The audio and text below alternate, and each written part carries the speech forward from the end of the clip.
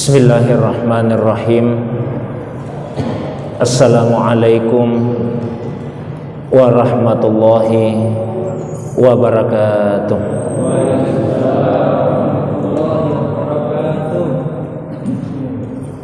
Alhamdulillahilladzi lam yazal aliman qadira wa sallallahu ala sayyidina Muhammadin alladzi arsalahu ilan nasi basyiran wa nazira wa ala ali Muhammadin wa sahbihi wa sallama tasliman katsira, amma ba'du. Jamaah maghrib yang semoga dirahmati, dimuliakan oleh Allah Subhanahu wa taala. Alhamdulillah, malam ini kembali kita dihadirkan, dipertemukan oleh Allah Subhanahu wa taala dalam majelis yang semoga dimuliakan ini untuk sama-sama menambah pengetahuan agama, terutama secara khusus yang berkaitan dengan hadis Nabi sallallahu alaihi wasallam. Salawat dan juga salam semoga tercurah kepada kekasih kita Rasulullah Muhammad sallallahu alaihi wasallam, begitu pula kepada keluarga beliau, para sahabat dan juga pengikutnya yang senantiasa istiqamah menghidupkan sunnah Nabi sallallahu alaihi wasallam. Jamaah maghrib yang semoga dirahmati, dimuliakan oleh Allah Subhanahu wa taala. Insyaallah hadis yang akan kita kaji pada kesempatan pengajian kita malam hari ini adalah sebuah hadis yang diriwayatkan oleh Imam Abu Dawud dalam kitab Sunannya dari sahabat Nabi sallallahu alaihi wasallam, yaitu Abdullah ibnu Abbas, semoga Allah Subhanahu wa taala meridai keduanya. Hadis ini menjelaskan mengenai keutamaan 10 hari pertama dari bulan Zulhijjah. Karena malam ini kita berada pada tanggal 19 Zulqa'dah, insyaallah kurang lebih 11 hari ke depan kita akan memasuki bulan Zulhijjah, bulan yang sangat mulia di sisi Allah Subhanahu wa taala. Satu di antara 4 bulan haram, sebagaimana yang Allah Subhanahu wa taala firmankan pada surah At-Taubah ayat 36. Allah Subhanahu wa taala berfirman, A'udzubillahi minasyaitonir rajim. Inna iddatasy syuhuri indallahi 12 syahran fi kitabillah yauma khalaqas samawati wal ardh. Sesungguhnya bilangan bulan di sisi Allah Subhanahu wa taala itu ada 12 bulan. Itulah ketetapannya Allah pada hari Allah menciptakan langit dan bumi. Dari 12 bulan tersebut, kemudian Allah Subhanahu wa taala memilih 4 bulan di antaranya menjadi bulan haram. Allah Subhanahu wa taala melanjutkan firman-Nya, minha arba'atun hurum. Dari 12 bulan tersebut 4 bulan adalah bulan-bulan haram. 3 bulan berturut-turut, yaitu bulan Zulqa'dah di mana kita ada di dalamnya saat ini, kemudian bulan Zulhijjah bulan depan, lalu bulan yang berikutnya lagi bulan Muharram, dan satu yang terpisah yaitu bulan Rajab. Nah, dari 4 bulan haram tersebut yang paling besar keagungannya di sisi Allah adalah bulan Zulhijjah. Dan dari 29 atau 30 hari di dalam bulan Zulhijjah tersebut, 10 hari pertama adalah hari-hari yang paling istimewa. Nah, hadis riwayat Abu Dawud dari Abdullah ibnu Abbas menjelaskan di antara keistimewaan hari tersebut. Adapun teks hadisnya adalah sebagai berikut. An Abdullah bin Abbasin radhiyallahu anhuma qala Qala Rasulullah sallallahu alaihi wasallam, ma min ayyamin al-amalus salihu fiha ahabbu ila Allah ta'ala min hadhil ayyam, yakni ayyamal ashri. Qalu ya Rasulullah walal jihadu fi sabilillah.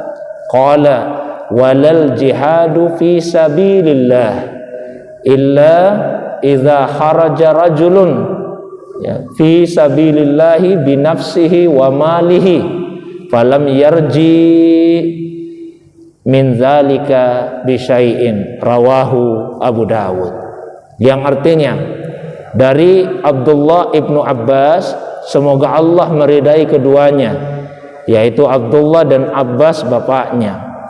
Ia berkata bahwasanya Rasulullah sallallahu alaihi wasallam pernah bersabda, tidak ada hari-hari yang dijadikan sebagai waktu untuk melakukan amal soleh yang lebih disukai oleh Allah Subhanahu wa ta'ala dibandingkan dengan hari-hari ini. Hari-hari ini yang dimaksud yaitu 10 hari pertama Zulhijjah. Para sahabat kemudian bertanya, apakah termasuk jika dibandingkan dengan berjihad di jalan Allah ya Rasulullah? Maka Rasulullah menjawab, iya, termasuk ketika ia dibandingkan dengan berjihad di jalan Allah Subhanahu wa ta'ala, kecuali kalau ada seseorang dia keluar dari rumahnya di jalan Allah Subhanahu wa ta'ala dengan membawa dirinya dan membawa hartanya, dan tidak ada sesuatu pun dari diri dan hartanya itu yang kembali lagi. Hadis riwayat Abu Dawud. Jadi di dalam hadis tadi Rasulullah sallallahu alaihi wasallam menjelaskan keutamaan melakukan amal soleh pada 10 hari pertama Zulhijjah. 10 hari pertama Zulhijjah juga difirmankan oleh Allah Subhanahu wa taala pada surah Al-Fajr, sebagaimana salah satu dari beberapa penafsiran ulama kita. Pada surah Al-Fajr Allah berfirman, Bismillahirrahmanirrahim, wal fajar walayalin ashar, demi waktu fajar dan demi malam-malam yang 10. Allah bersumpah demi 2 waktu dalam surah Al-Fajr tadi, waktu fajar dan malam-malam yang 10, tanpa ditentukan fajar apa yang dimaksud dan malam 10 apa yang dimaksud, sehingga beragam penjelasan ulama kita, penafsiran ulama kita mengenai fajar apa itu dan malam 10 apa itu. Sekurang-kurangnya ada 3 penafsiran yang populer di kalangan ulama. Ada ulama yang mengatakan bahwa fajar yang dimaksud adalah fajar 1 Muharram, dan 10 malam yang dimaksud yaitu 10 malam pertama dari bulan Muharram. Ada juga ulama kita yang mengatakan bahwa fajar yang dimaksud adalah fajar hari raya Idul Fitri, dan 10 malam yang dimaksud yaitu 10 malam terakhir Ramadan. Dan pendapat yang paling populer menyatakan bahwa fajar yang dimaksud adalah fajar Idul Adha, dan 10 hari pertama yang dimaksud yaitu 10 hari pertama dari bulan Zulhijjah. Nah, jika Allah bersumpah dengan menyebut fajar dan yang dimaksud fajar Idul Adha menurut penafsiran ulama kita tadi, dan Allah bersumpah dengan 10 hari pertama dari bulan Zulhijjah, maka itu menunjukkan adanya keistimewaan yang terdapat pada bulan itu. Di hadis tadi disebutkan itulah waktu yang paling disukai oleh Allah untuk melakukan amal-amal soleh. Apa itu amal soleh? Amal soleh terdiri dari 2 kata, amal dan soleh. Amal itu maknanya adalah menggunakan potensi, kemampuan yang Allah Subhanahu wa ta'ala berikan kepada kita ini manusia. Itu namanya amal. Potensi apapun yang Allah berikan pada kita manusia, kalau kita gunakan, maka itu artinya kita beramal. Kan banyak ini potensi yang Allah berikan pada kita, baik itu potensi berpikir, potensi merasa, potensi bergerak, potensi melihat, potensi mendengar, potensi berbicara, dan macam-macam potensi atau kemampuan lainnya yang Allah berikan pada kita manusia. Ketika potensi itu digunakan, maka namanya amal, dan disebut amal soleh apabila ia digunakan sesuai dengan tuntunan Allah Subhanahu wa ta'ala. Kalau digunakan tidak sesuai dengan tuntunan Allah, maka itu bukan amal soleh. Ketika ada seseorang hamba yang menggunakan potensi akal fikirannya, dia berpikir sesuai dengan tuntunan Allah, dia memikirkan kebaikan, maka itu artinya dia telah melakukan amal soleh. Ketika ia gunakan potensi penglihatannya untuk melihat kebaikan, maka itu juga disebut dengan amal soleh. Dia gunakan potensi pendengarannya untuk mendengar hal-hal yang baik, itu juga disebut dengan amal soleh.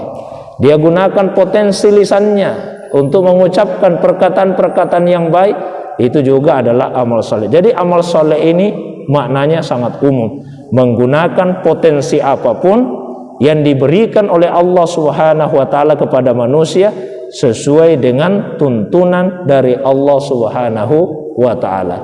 Nah, semua amal saleh itu paling disukai oleh Allah apabila dilakukan di 10 hari pertama dari bulan Zulhijjah.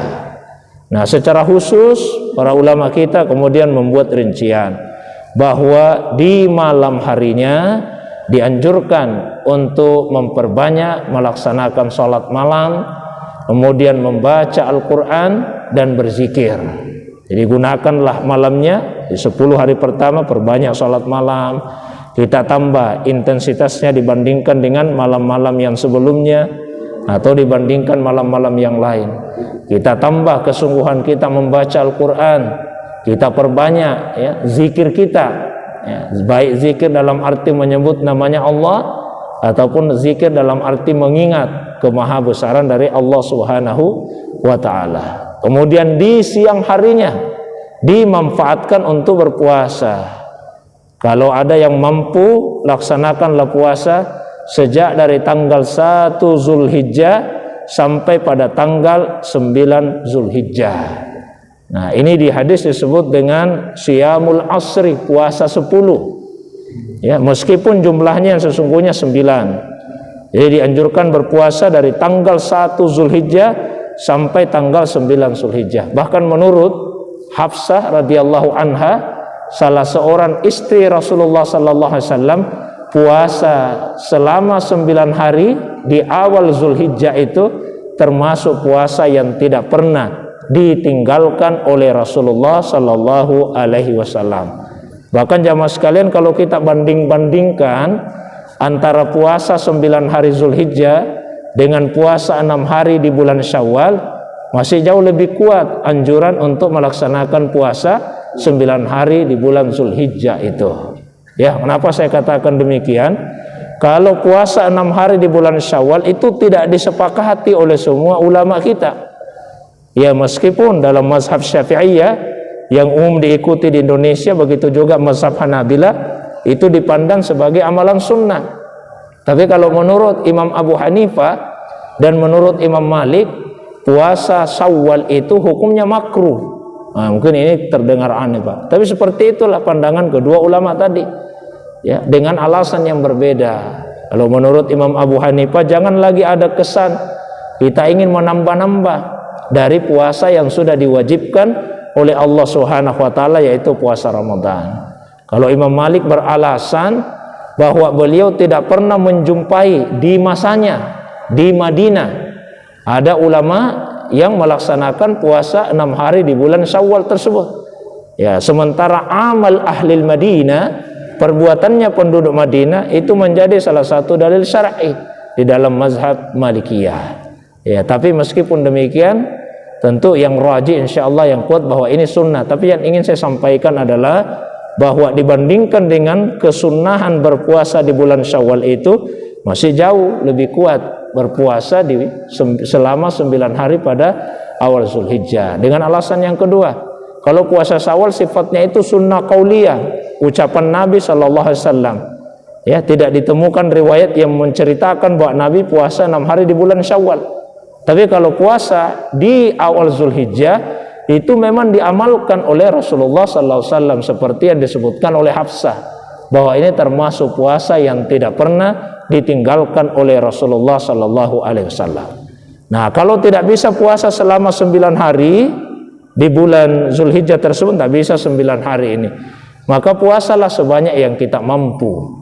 Ya, ma la yudraku kulluhu la yutraku kulluhu, yang tidak bisa dilakukan semuanya, ya paling tidak jangan ditinggalkan semua. Berapa hari saja yang kita mampu untuk melaksanakannya.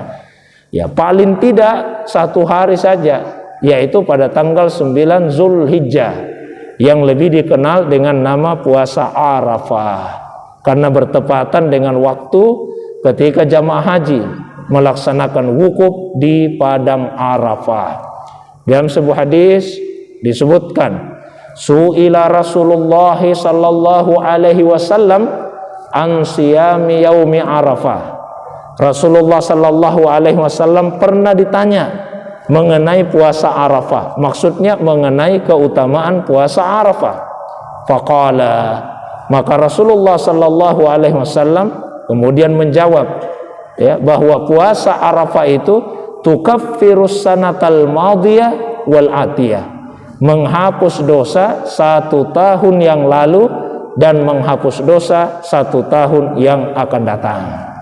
Kalau puasa Asyura, puasa 10 Muharram, di hadis hanya disebutkan menghapus dosa 1 tahun yang lalu. Tapi kalau puasa Arafah bukan hanya dosa 1 tahun yang lalu, tapi juga menghapus dosa 1 tahun yang akan datang. Nah, mungkin ada pertanyaan, bagaimana ceritanya?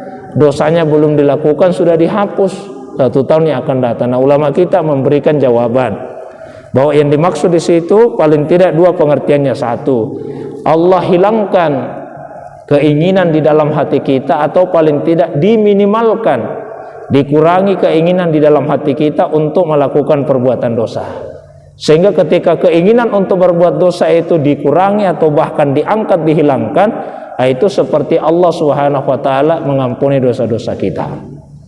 Atau yang kedua, bahwa Allah menyelamatkan kita, menghindarkan kita dari perbuatan dosa tersebut. Ini ibaratnya seperti kata menyelamatkan. Menyelamatkan dalam Al-Quran itu 2 kata, najjainakum dengan anjainakum. Nah, itu maknanya beda, karena ada menyelamatkan dari sesuatu yang buruk yang sudah terjadi, ada juga menyelamatkan dari sesuatu yang buruk yang belum terjadi tapi ada kemungkinan terjadi. Contoh misalnya, terjadi kebakaran di suatu kompleks, mohon maaf ini contoh saja, hampir semua rumah terbakar kecuali 1 rumah saja, maka kita katakan rumah itu diselamatkan dari kebakaran. Kebakarannya sudah terjadi tapi rumah itu selamat. Bandingkan misalnya dengan contoh yang kedua, ada seseorang keluar dari rumah, dia mengadakan perjalanan, baru 10 menit tiba-tiba dia teringat bahwa kompor di rumahnya belum dimatikan. Akhirnya dia kembali pulang ke rumahnya. Seandainya Allah tidak mengingatkan hal tersebut, maka potensi yang besar akan terjadi kebakaran. Itu juga disebut menyelamatkan dari kebakaran yang belum terjadi. Jadi seperti itu adanya. Ada dosa sudah dilakukan, kemudian Allah ampuni, itu mengampuni dari dosa yang sudah kita lakukan. Atau Allah hindarkan kita dari perbuatan dosa yang potensial untuk dilakukan, itu juga dinamakan dengan mengampuni dosa. Nah, itulah diantara keistimewaan yang terdapat pada puasa di tanggal 9 Zulhijjah tersebut. Jamaah yang dirahmati, dimuliakan oleh Allah Subhanahu wa taala. Nah, begitu besarnya keutamaan yang terdapat pada amal soleh yang dilakukan di 10 hari pertama Zulhijjah, sehingga ketika para sahabat bertanya kepada Nabi, kalau dibandingkan dengan keutamaan melakukan amal saleh di 10 hari pertama dengan berjihad di jalan Allah, lebih utama mana ini ya Rasulullah?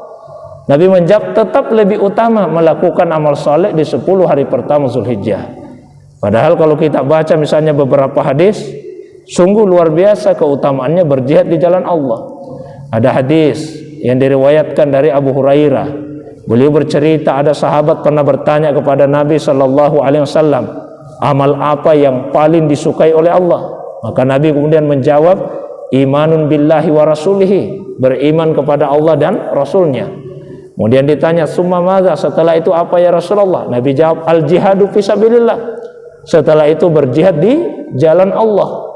Summa madza, setelah itu apa ya Rasulullah? Lalu Nabi menjawab, hajjum mabrur, haji yang mabrur.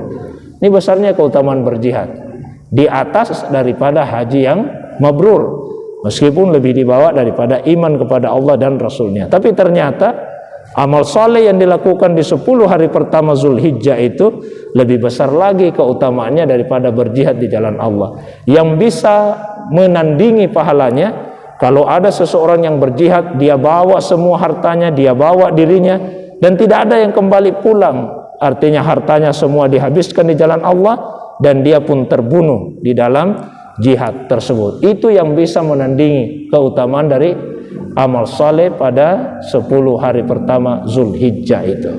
Jamaah maghrib yang dirahmati dimuliakan Allah SWT. Nah, setelah 9 hari melaksanakan amal-amal saleh tersebut, maka di malam tanggal 10 Zulhijjah perbanyak takbir, besarkan nama Allah, dan laksanakan lagi salat. Di hadis ya, Rasulullah SAW menjelaskan, man qama lailatal id, barang siapa yang menghidupkan 2 malam hari raya, Idul Fitri dan Idul Adha, lam yamut qalbuhu, hatinya tidak akan pernah mati, yauma tamutul qulub, pada hari-hari di mana hati-hati manusia itu sudah mati. Jadi hidupkan malamnya. Besoknya kita bersegera menuju ke lapangan atau ke masjid untuk melaksanakan salat Idul Adha. Dan setelah selesai salat Idul Adha, bagi yang diberikan ke lapangan oleh Allah Subhanahu wa taala, laksanakanlah syariat kurban. Dalam satu kesempatan khutbah Id, Rasulullah SAW menyampaikan, man shalla salatana wa nasaka nusukana faqad asaban nusuk. Barang siapa yang telah ikut salat bersama dengan kami, dan setelah itu dia menyembelih hewan sembelihannya, maka itulah kurban yang benar. Jadi dengan demikian, insya Allah semakin sempurnalah amal-amal saleh yang dilakukan pada 10 hari pertama di bulan Zulhijjah tersebut. Mudah-mudahan Allah Subhanahu wa taala memberikan pada kita umur yang panjang di 11 hari tersisa ini. Semoga kita bisa menjumpai bulan Zulhijjah tahun ini dan bisa mengisi baik itu malamnya ataupun siangnya dengan amal-amal saleh yang keutamaannya sungguh sangatlah besar, sebagaimana yang dijelaskan oleh Rasulullah SAW di dalam hadis tadi. Barangkali itu saja penjelasan ringkas yang saya sampaikan. Seperti